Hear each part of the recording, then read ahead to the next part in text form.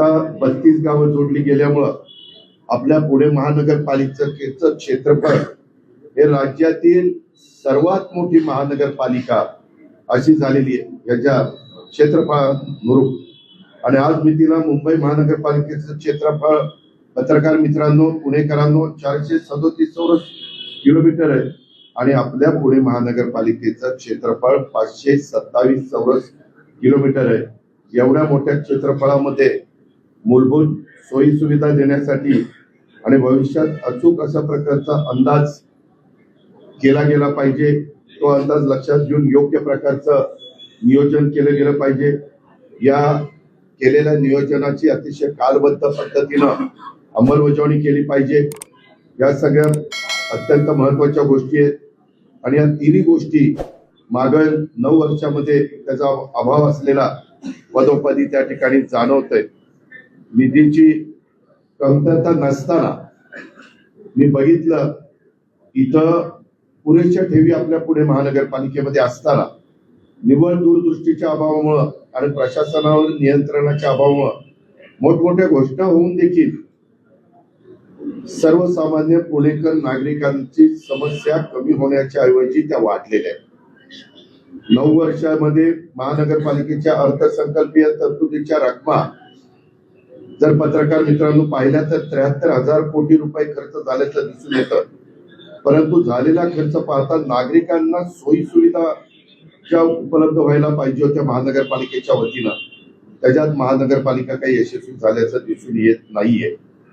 हे चित्र फार वेगळं आपल्याला पाहायला मिळतंय. वाहतुकीच्या समस्येमध्ये केल्या जाणाऱ्या सर्वेक्षणामध्ये टॉम ट्रॅफिक सर्वे हा एक प्रामाणिक सर्वे समजला जातो सध्या. आणि त्या टॉम ट्रॅफिक सर्वे मध्ये जगातील 501 शहरांचा अभ्यास केलेला आहे. 2024च्या सर्वे मध्ये सर्वात 501 जगातली जी शहर आहे त्याच्यात खराब ट्रॅफिकची अवस्था असणारे जर लक्षामध्ये घ्यायचं म्हटलं तर ट्रॅफिकची चांगली अवस्था नव्हे तर ट्रॅफिकची अत्यंत खराब अवस्था असणाऱ्या शहरामध्ये पुण्याचा क्रमांक 4था लागतोय. म्हणजे 10 किलोमीटर प्रवास करण्याकरता जगात सर्वात जास्त वेळ लागणारी जी शहर आहेत त्यामध्ये जगात पहिलं, दुसरं, तिसरं इतर शहर आहेत. परंतु 4था क्रमांक आपल्या पुण्याने पटकावलेला आहे. पुण्याचा वेग 10 किलोमीटरला 33 मिनिटं 22 सेकंद.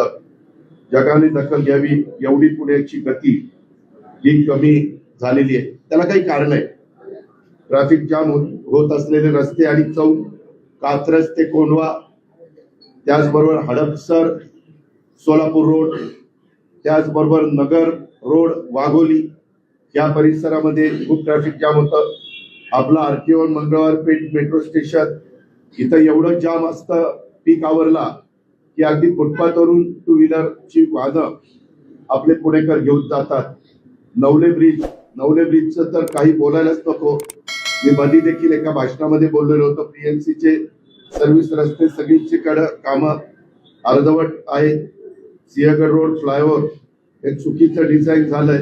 आता मेट्रोमुळे परत तोडफोड त्याच्यामध्ये करावी लागणार आहे.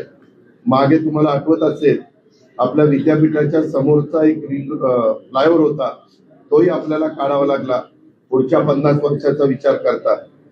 वारजे पूल हाही तिथं ट्रॅफिक प्रचंड गर्दी होते. दशभुजा गणपती चौक ते कर्वे रोड इथं प्रचंड गर्दी होते. त्याचबरोबर बाणेर आणि चांदणी चौक त्याच्यामध्ये तुम्ही जर बघितलं तिथं प्रचंड ट्रॅफिक आणि आपल्या नागरिकांचा वेळ खूप वाया जातो.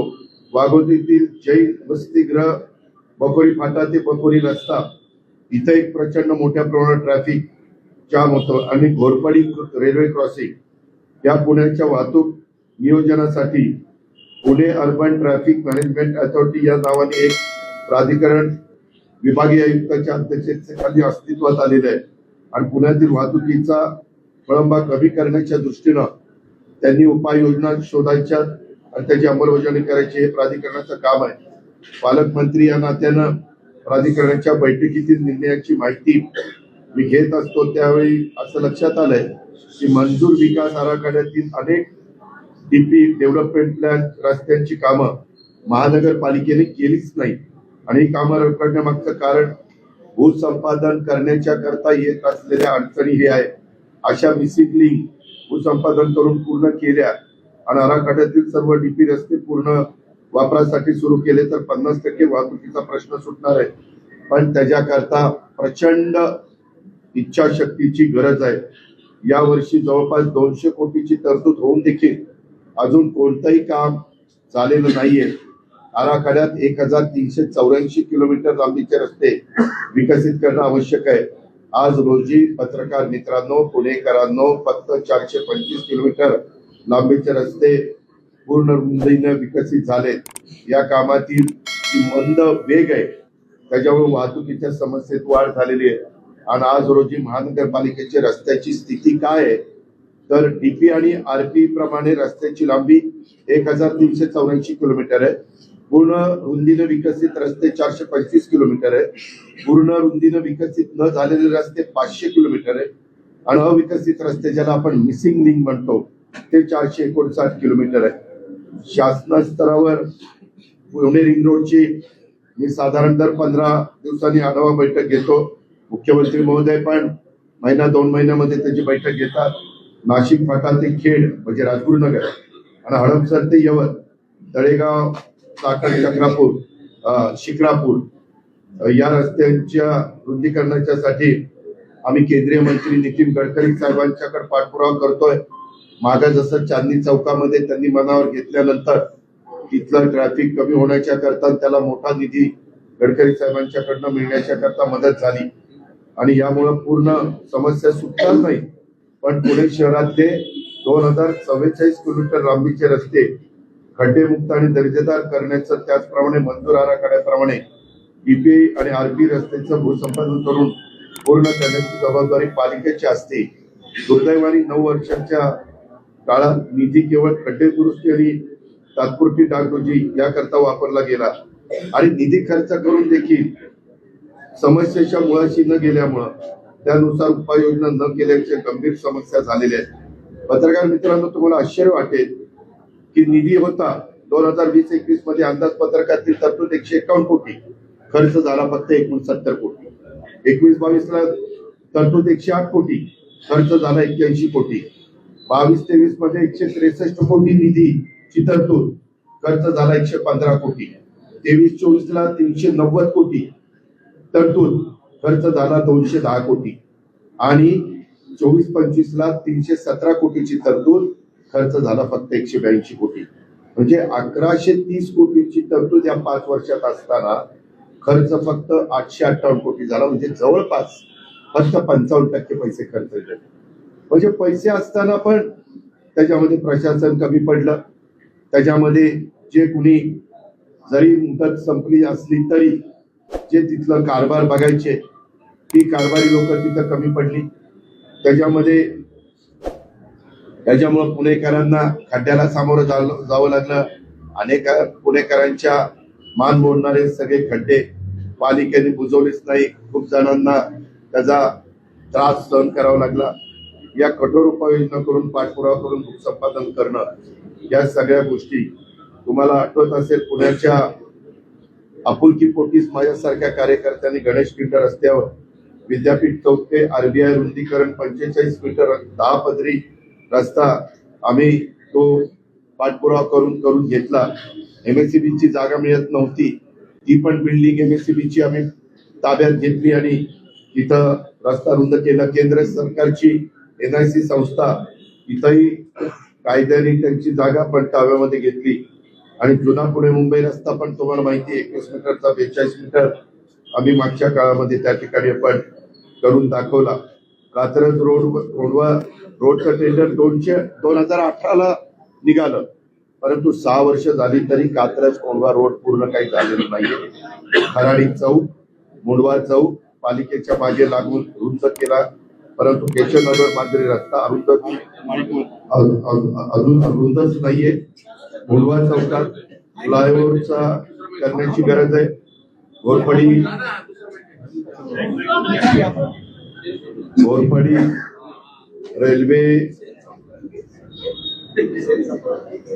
रेल्वे क्रॉसिंग उभे राहा म्हणजे तुम्हाला ट्रॅफिकचे काय समस्या आहे ती कळेल.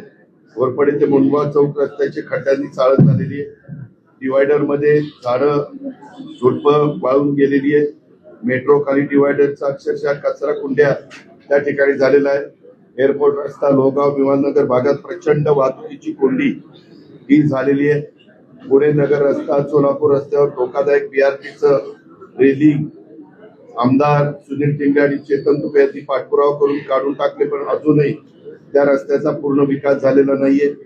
एखाद्या गावात गेलं की कमान असते, ग्रामपंचायतीचे सुद्धा उठून सुरू होतो आणि ते लक्षात येतं. परंतु पुण्यात येताना वाकड्या बाजूने बोर्ड आहेत ना, वाघोलीच्या बाजूचा किंवा असं काही अतिशय चुकीचं आहे. दायरीतला लोकमत ते सावित्री गार्डन रस्ता गेले कित्येक वर्ष प्रलंबित आहे. उगाव चांदणी चौक वारजे शिवने उत्तमनगर धायरी नरे जांभूळवाडी असा पीएमआरडीएचा अंतर्गत रिंग रोड आम्ही पूर्ण करून घेतोय. लवकरच त्याला डीपीआर ची मंजुरी आम्ही देतोय. कोरेगाव पार्क ते कल्याणी नगर पुलाची उंची वाढवणं आणि घोरपडी रेल्वे लाईनवर पूल साधू असणारी पूल रेंगाळलाय ती वेळेत पूर्ण करण्याची पत्रकार मित्रांनो गरज आहे. विश्रांतीवाडीचा पूल, ग्रेट सेपरेटर, शास्त्रीनगर चौकातला उड्डाण पूल, ग्रेट सेपरेटर या कामांना गती देण्याची गरज आहे. आणि हे सगळं झालं रोड आणि समस्या, पण पाणी पुरवठ्यामध्ये जुनी हद्द आहे तिथं 2818 कोटीची मान्यता आम्ही सरकार महानगरपालिकेमध्ये असताना दिली 2015ला. सदर प्रकल्पाचं जलशुद्धीकरण केंद्राच्या पाण्याच्या टाक्या, दाबनालीच्या व्यवस्था, वितरण व्यवस्था असे 7 भाग निविदा भविष्यात मागवण्यात आल्या, पण अजून देखील काम पूर्ण नाहीये. 10 वर्ष होऊन गेले, 82 पैकी फक्त 59 टाक्या झालेल्या आहेत आणि 200 किलोमीटर वितरण व्यवस्थेचं कामच झालेलं नाही. 45 मीटर AMR मीटर अजून बसवलेच नाहीये. जे बसवले त्यात मीटरचा दर्जा आणि कामाची गुणवत्ता याविषयी पुणेकरांच्या सतत तक्रारी येत आहेत. 3 पंपिंग स्टेशन सुरू करायची, त्याचं का झालं हे जे म्हणतात आम्ही पुणेचे शिल्पकार आहोत त्यांनी सांगण्याची गरज आहे. पुणे शहरात 24/7 अशी पाणी पुरवठा घोषणा 2017ला केली गेली, त्याची कोणतीही पूर्तता झाली नाही. 24 तास पाणी पुरवठा करायचं झाल्यास जादा पाणी महानगरपालिकेला उपलब्ध झालं पाहिजे आणि ते उपलब्ध करून देण्याच्या करता प्रयत्न टाटा धरणातनं करणं नितांत गरजेचं आहे. अशा या सगळ्या परिस्थितीत काम केलं तरच पाणी प्रश्न सुटू शकतो. आणि आज पण आम्ही ज्यावेळेस आढावा घेतो, म्हणजे मला कधी जलसंपदा मंत्री सांगतात की बाबा दादा तुम्ही 22-23 TMC पाणी पुण्याला घेता, परंतु त्यातलं बरचसं पाणी वाया जातं. पुण्याच्या पॉप्युलेशनचा विचार करता माणसी 150 ते 250 लिटर पाणी मिळालं पाहिजे, पण ते 300च्या घरात जातं. तरी पुणेकरांना अनेक भागामध्ये टँकरनी पाणी घ्यावं लागतं. अनेक सोसायट्यांच्या सतत तक्रारी असतात. त्याचं नियोजन शून्य कारभार असल्यामुळं हे सगळं घडतंय. ही पण वस्तुस्थिती पुणेकरांनी, पत्रकार मित्रांनी ध्यानामध्ये घेतली पाहिजे.